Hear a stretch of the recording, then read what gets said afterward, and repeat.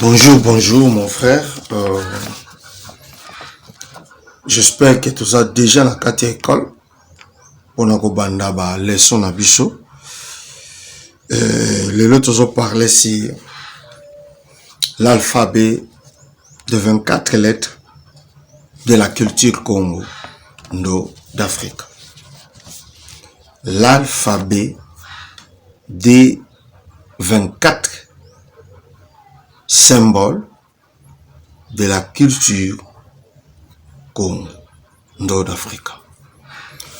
Premièrement, il faut trouver le maçon, c'est-à-dire l'écriture, fait partir na kati ya communication entre bakoko na biso bato oyo tozali ko vivre kati na mokili, mais aussi nzambe mokili na oyo a révéla bakoko na biso pona ko orienter futur na biso. Yango na tango ya kala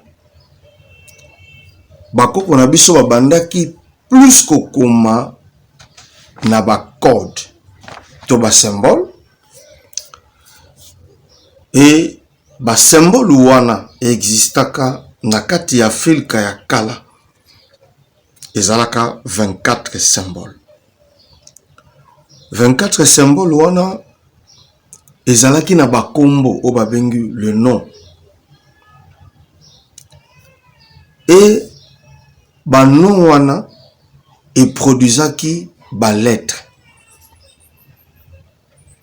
Donc symbole et produire le nom qui est signification à chaque symbole. Et parmi banom et produisera 116 lettres où est composé 24 symboles. Il y a écriture Congo ou Nombe d'Afrique. Il faut te dire bana langue nini o bakoko na biso ya yambo babandaki ko communiquer à travers bato. C'était la langue Kikongo. Toko provaka yango o ezali ba leçon na nous préliminaire, et okomona na écriture wana produit na 24 symboles oyo dans chaque symbole ezali ko représenter ba nom pe ba nom et produire ba lettre, et ba lettre wana et ko pesa lumière na contexte ya ba lettre alphabet français ou l'anglais et l'anglais, pour dire que monoko oyo tolobaka ya falansa pe et anglais et tirer source na ye majeure na écriture ya bakoko na biso o babengi ndo d'Afrique. Par exemple, symbole oyo yambo na présenté bino ezali ko représenter une pyramide, babandaki ko benga yango na kombo ya Alléluia. Alléluia. Na Alléluia toza na première lettre composango ezali A. Na deuxième symbole babengi yango ba, nzete ya mbila. Ba lettre nango ezali B ya liboso. Na troisième symbole tozali na Sesa, kombo otobengaka kombo ya Kikongo, ça s'appelle Sesa. Première lettre na ye ezali C. Na quatrième symbole ezali Dibu, Dibu liboka to dibuka na ba contexte, et ezali ko représenter valeur D. Omona na cinquième eza na format ya pyramide babengi yango Eva. Eva ezana E comme lettre E. Tozana foya, 6e symbole, et produit biso F.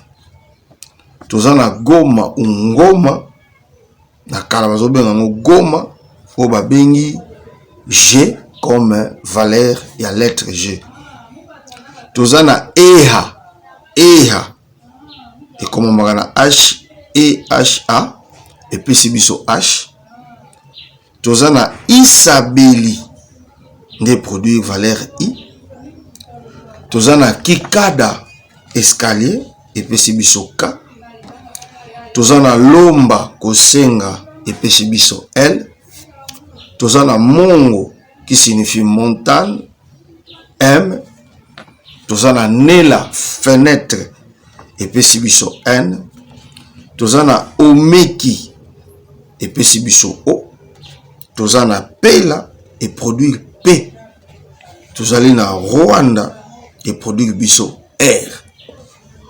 Et tozana C moi, et puis c'est biso S. Tozana Tanzi, et produit biso T. Tozana Ukimba, et puis c'est biso I. Tozana Voka, et produit biso V. Tozana Wandu, et biso W. Tozana Ikosa, en partie entre guillemets. Tozana DI, surtout croisango, et pesaka X. Tozana Yalumuka, valeur nango isa Y. Et tozana Zobe, et pesibiso Z. Voilà le 24 lettres, le 24 symboles produisant les 24 lettres de l'alphabet Congo à travers 116 lettres. Ils ont représenté un nom symbolisant un principe de base na kati ya écriture na biso. Et yango ya ko sala ba lettre par le nom de A, B, C, D, E, F, G, H, I, J. Non. H, I, J ezalakate, K, L, M, N, O, P, R, qui ezalakate, S, T, U, V, W, X, Y, Z. En réalité, les X aussi, dans le linguistique Congo, autant il y a lelo ezalakate, mais na kala existaka. Parce que ikosa imagère aux cavalier X de DZ et puis ça abisso na multiplication X ou plus sur le plan des Zintalo.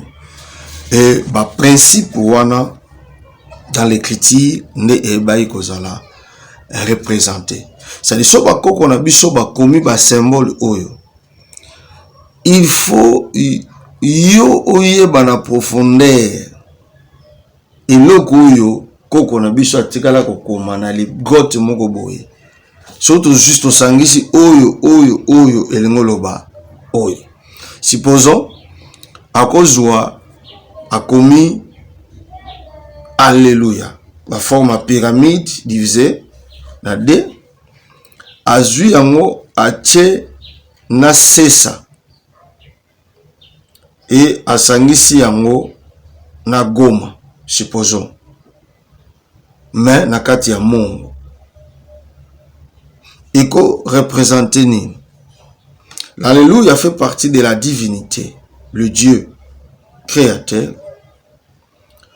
Komba elongoloba la pureté, propriété, la sainteté, c'est ça, ça dit kokomba, hein, c'est ça. Bisika oyo bosoto ezalaka.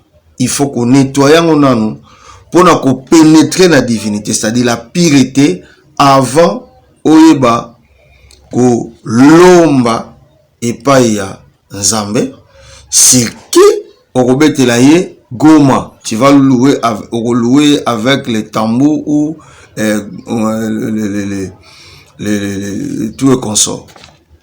C'est-à-dire il faut savoir coder à eloko lobby pour pénétrer, pour prier Dieu. Il faut ozala na bopeto parce que kombo sezawana faut que komba ça dit yo moto faut zala peto et après avoir kozala peto ne okuyeba ko goma ça dit ko beta ngoma ko louer nzambe après avoir ko louer nzambe nde okosala nini kolomba do asangisi ba valeur A C L P L, lomba, et puis G. Tu vois? Donc A, C, L, G. Et ça, la valeur représentativité. C'est de là, il y a une valeur, il y a une lettre à travers les noms modernes. Otozanango, lelo. Moni lelo na manque ya connaissance bato baza tellement ba ignorant bakanisaka ke moni mundela aza malin ayeba kosonde nyonso ya kala o bakoko na biso bakoda nde aramena yango na vérité. Comment? Toza na 116 lettres ya banom, c'est-à-dire kobanda na alléluia tina zobe. Toza na 24 symboles. Surtout sali l'équation scientifique où ils ont défini la valeur ya addition puis multiplication. Na 24 ils ont fait ça par 2 plus 4 c'est 6. 2 multiplié par 4 8. 6 plus 8 c'est 14. Toujours la valeur séparateur où ils ont séparé 2 et puis 4. L'addition première de D et puis ça abisso 20. Disons et puis ça abisso D. Par contre, l'addition première de 4 et puis ça abisso 10. Na 10 plus 12 plus D et puis ça abisso 12. 12 plus 14 et puis c'est 26. Au moins que 24 lettres, 24 symboles, na équation de 24 symboles et au produit bisso 26 lettres, il y a alphabet, bah ajouter valeur J, na ki, oezangi, na ba valeur Congo. Là c'est 1. 26 lettres et révélé na pensée. Il y a écrit Congo, babenyango, valeur Congo. Donc, lorsque vous écrivez Congo sur le plan, il y a numérique et au Sabiso 26. Le français va respecter le principe de base, il y a Congo. De deux, na 116 lettres par le nom, netoza aussi, na 1 plus 1, 6, 1 fois 8 plutôt, 1 fois 1 fois 6, c'est 6. 6 plus 8 c'est 14. Cette fois-ci, ma valeur est réduite de 6 et puis ça 21. Plus 1 et puis c'est 23. 23 plus 14 et puis c'est 37. 37, c'est la valeur de la langue. Kikongo. Congo et Kikongo.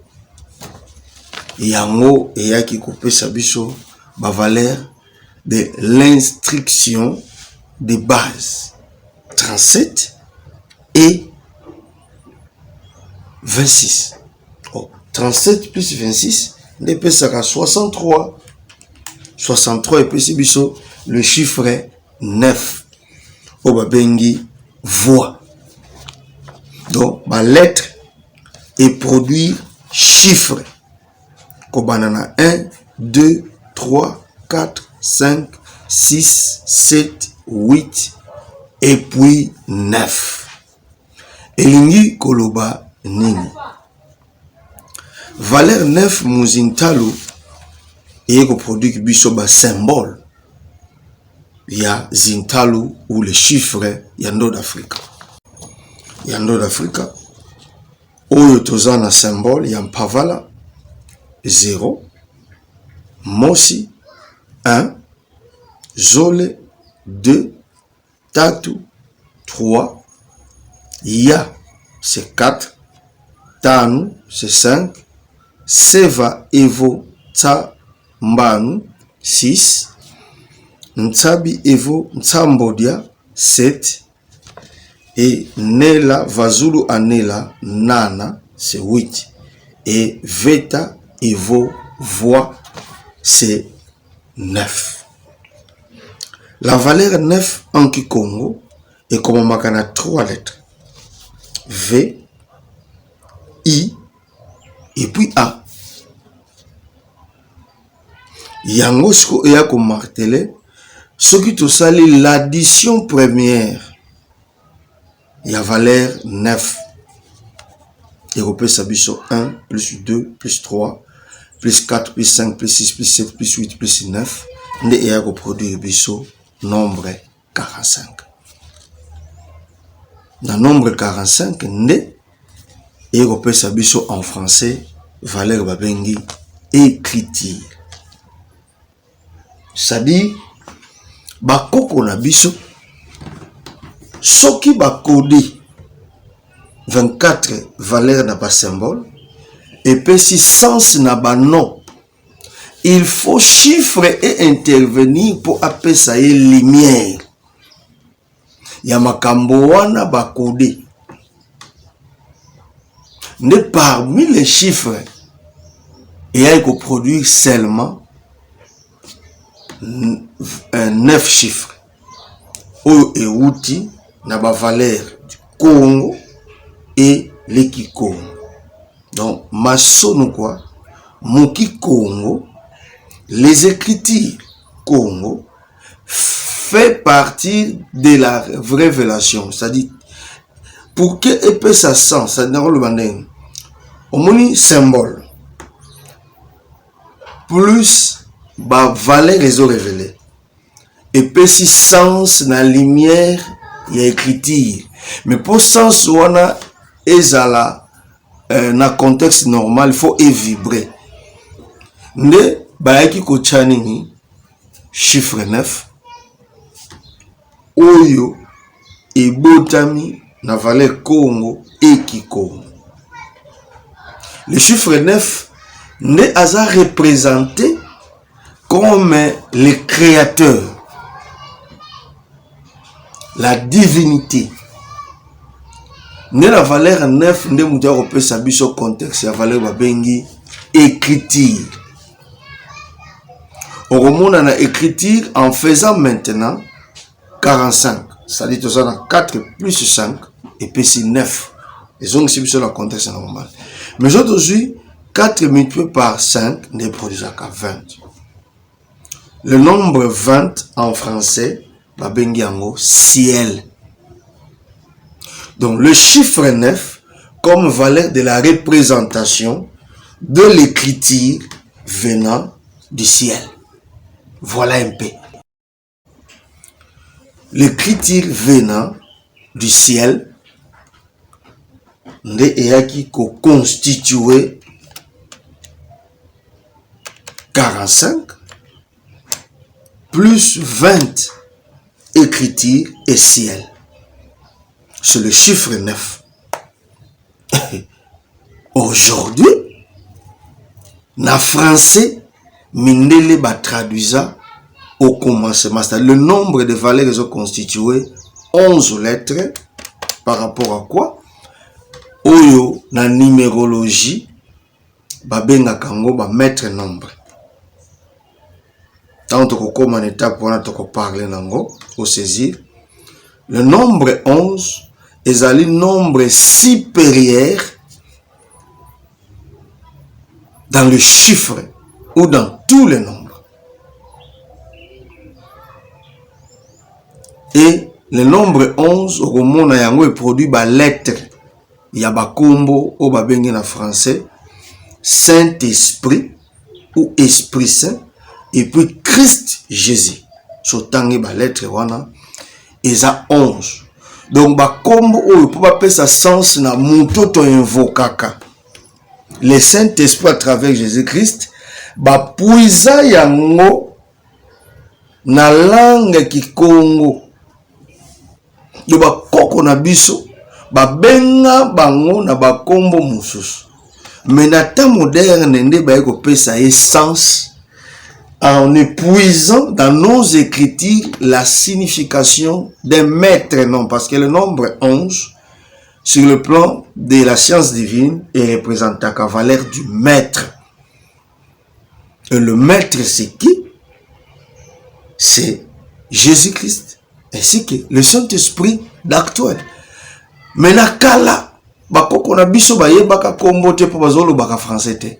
Omoni que français aye kopesa lumière na Kikongo. Mais bango bakanisi ke kombo oyo batu bafonda ngo par rapport à traduction, c'est faux. C'est le chiffre mutu apesi lumière na lettre codée yando d'Afrique. Ne surtout Jésus ainsi que le Saint-Esprit 11 plus 11 a produit biso 22. Au 22 épesi le chiffre 4. Ça dit 22 plus 4 épesi biso 26. Et ils ont ici biso na valeur linguistique Congo ou maçon quoi. Donc, le nom de Jésus et le Saint-Esprit est outil na langue qui Congo. Ne epesa mo sens actuellement na makambo kombo batu ba invokaka. Oh, le nom juif, il s'appelait Yeshua HaMashiach. En hébreu, veut dire comme ça. Ça, ce sont des farces occidentales. Faut pas faire ça, mais ça, c'est de la profondeur de l'écriture de nos ancêtres. Ils savaient louer le Saint-Esprit et Jésus-Christ, l'actuel. Mais na kala a représenté qui ni wana to kolobela yango na module ya lobby. Donc, la suite à lobby, quand on dans la continuité, il y a parler sur le maître nombre où toujours bien alléluia Jésus, le nom sur qui l'écriture au nord d'Afrique est créé par rapport à Nengen a démontré. Au monde a 9, c'est-à-dire le chiffre 9, yende nzambe oyo bakoko na biso basambela. Maintenant, Montune aza na sens ya kopesa ye kombo oyo asepeli kobenga ye. Mais mokeli ana kombo te ayebisa batu bo bengelanga kombo oyo. C'est pourquoi na tango kala on lui représentait. Mais vu que toza batu comment na kobenga mutu na chiffre. Mais na chiffre wana faut l'enseigner pour yeba que le chiffre 9 c'est Dieu créateur. Yenda zo konto na vibration créatrice, c'est pourquoi dans le chiffre 9 que non, à sa valeur, il y a altruisme, paix et générosité. Le chiffre 9, azali valeur ou marquaka la fin, il y a cycle pour purifier début, il y a autre époque. Donc à marquaka ba fin na ba époque songolo pour amener mon époque boy. C'est pourquoi le chiffre 9, lorsque tu le multiplies, na tout nombre azalaka égal kana yemoko. Par exemple, 9 multiplié par 9, c'est 81. 8 plus 1, azong sakana 9. 9 multiplié par 6, c'est 54. 5 plus 4, azong sona 9. 9 multiplié par n'importe quel. Et puis, addition première de 9, et produit à 45. De la 4 plus 5 plus 109. Donc le chiffre 9 est prouvant à l'univers, il est le créateur. Asa inépuisable. Il est à produire 11. Et 11, bango baboti Jésus-Christ et Saint-Esprit. C'est va puiser, c'est-à-dire le créateur c'est le 9. Oyo bango bazo représenté actuellement comme Jésus-Christ et le Saint-Esprit. 9 asa représenté comme le Père. Donc, quand on a profondeur. Maintenant, ce qui aujourd'hui na 11 plus 1 plus 1 des produits à 13. Au moins, exercice sur la terre, il y a Christ à Ekosala na mokili. 13, c'est-à-dire 12 plus 1, qui est lui-même le maître, plus le disciple produit à 13. N'est ce qu'on peut si 13 plus 11, à zone ici, on a 24 lettres. C'est-à-dire, source na ye eza Kikongo est constitué de 24 symboles. Si on multiplie 11 fois 13, après 143 qui est la valeur de 1 comme A, 4 comme V, 3 comme I. A, V, I, et puis si biso, dans un contexte normal, V, I, A, c'est voix. Au voix, c'est en Kikongo, dans français, on bengi 9.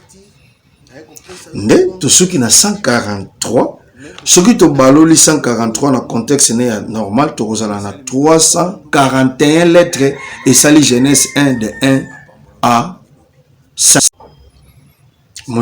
De ce qui te renversé 143 par 3, 4 et 1, yende mutape sibiso lumière na 341 lettres.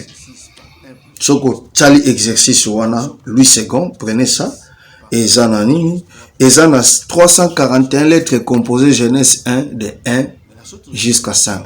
Au commencement, Dieu créa le ciel et la terre. La terre était informe et vide.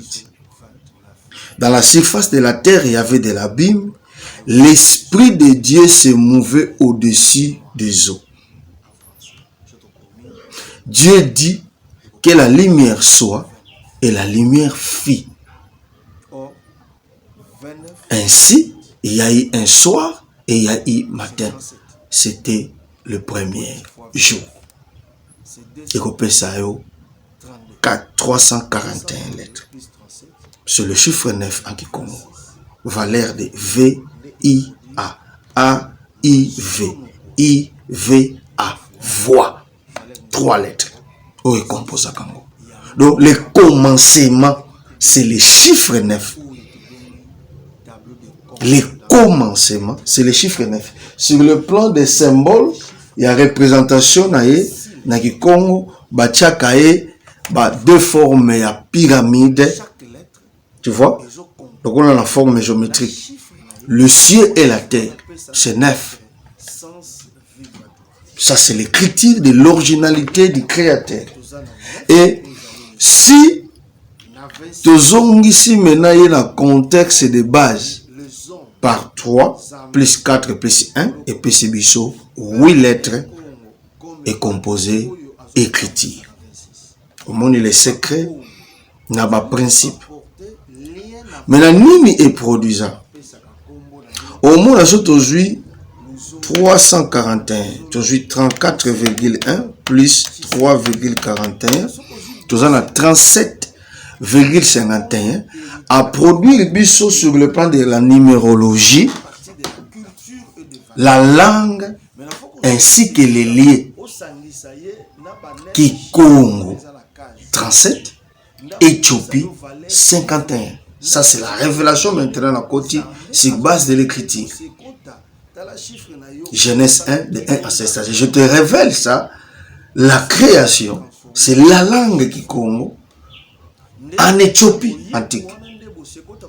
Et ce qui sikoyo, oye ko joue dans contexte aussi en français. 37 c'est la valeur du créateur, 51 c'est la valeur du Saint-Esprit. Donc le Saint-Esprit comme créateur, la Genèse se représente comme le chiffre 9, base de l'écriture d'Afrique. Ça fait partie de la culture Congo. Ça fait partie de la culture Congo. Et dans 143 ou 341, nous avons mené la multiplication de 3 fois 4 fois 1 et puis ça fait 12. Et puis l'addition première de chaque valeur et puis ça fait 6, 10 et 1 et puis ça va 17. C'est-à-dire, la valeur est réduite. Dans le nombre de outils, dans 9. Dans la création, nous avons 3. Addition première à 3, c'est 6 par 1 plus 2 plus 3. Addition première à 4, c'est 10 par 1 plus 2 plus 3 plus 4. Et addition première de 1, c'est 1. Mais la chose aujourd'hui, l'ensemble de 1, disons de 6 plus 10 plus 1, et puis c'est 17. Or, 17 plus 12, et puis c'est 29. 29 aéropésa biso contexte de la valeur noire en français. Je te commis noir aéropésa biso 29. Or 29 plus 8 c'est 37. 8 fois 29 c'est 232. 232 plus 37 et vous avez 26 et 9 et produire ma sono quoi 9 lettres valeur numérique nango 26 yango ba mindele bayaki kobotela ba tableau oyo to bengi tableau de concordance lettres nombre. Il y a 9 chiffres et 26 lettres de l'alphabet français. Chaque lettre est concordée na chiffre naie pour chiffre on appelle ça na lettre sens vibratoire. Na lettre tozana 9 ou ezali nzambe, na 26 tozali Congo, c'est-à-dire les hommes nzambe na likolo comme 9, peuple naie Congo comme batu oyo azotambwisa na 26. Nde ba Congo bazali ko apporter lien na ba lettre yango bapesa ka kombo na ye lusakweno, luzolo, mantezolo, bosekota, Tshisekedi. Mais na soko zu bosekota eza kombo o hérité na ba koko na yo. Et ça fait partie de la culture et des valeurs. Mais il faut que je bosekota au sangisa ye na ba 9 chiffres yo wana eza na case. Ndako pesa yo valeur chiffrée, nde na chiffre wana ne nzambe azo révéler bosekota tala chiffre na yo o ezo sala kibo nzambe non na mokili. Bosekota se transformait en chiffre. Nde na boyebi wana nde bosekota ko bana koyeba chiffre na nga oyo nazali mutu boye. C'est comme ça. Bakosangisa ngo na nini? Mokolo oya nzambe mutu alinga yango. Bosekota ayana année supposons 1990. Mais 1990 batu babota mapebele na jour nini na mois nini bakosangisa ngo na chiffre oyo epesi no total na yo nde esali identité na yo sur le monde de l'esprit. Voilà pour aujourd'hui. To bandine écriture na ko pesa yo contexte biblique mais to kiti na tableau oyo moni na tindela kiyo yango esali mena fondement ya ba enseignement oyo kozwa pendant 3 mois. Nzambe apambolo to mona lilobi.